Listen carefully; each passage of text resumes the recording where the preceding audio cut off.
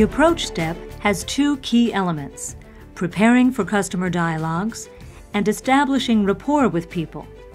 The approach action guides are: differentiate yourself through effective preparation, tune the world out and people in, put customers at ease, make them feel important, and get them talking about themselves, hold eye contact and listen to how they feel.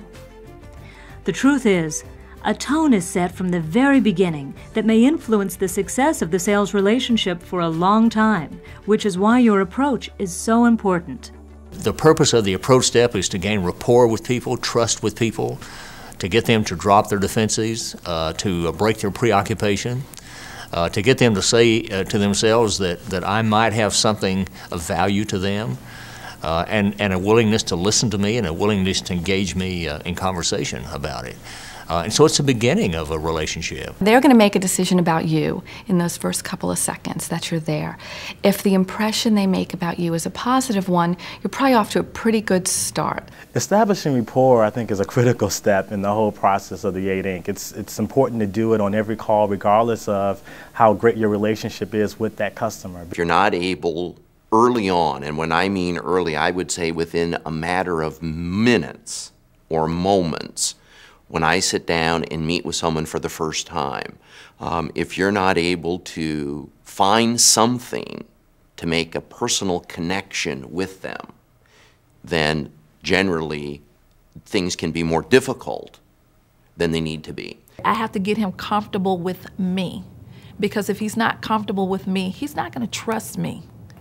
And trust is very important in this business because trust is what sells. In call centers, often people rush through that beginning piece because they want to get to the meat of the call. They want to resolve the issue for the customer, which is great, but we really need to take time to understand who we're dealing with so that we can later ask the right questions to put us in a position where we're not selling, we're meeting somebody's needs because we ask the right questions.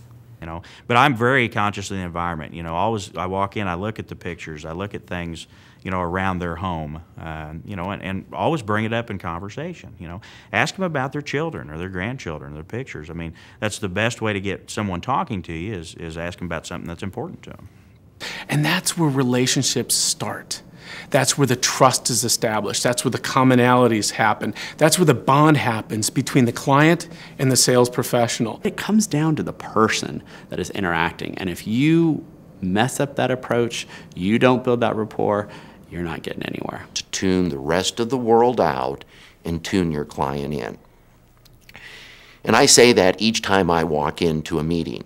I really and truly try to be in tune with everything that they're saying because the slightest thing can make the greatest difference. And so things like body language and eye contact and all those little subtleties that are part of the sales process become very, very important because it isn't necessarily what they tell you, it's how they're feeling inside.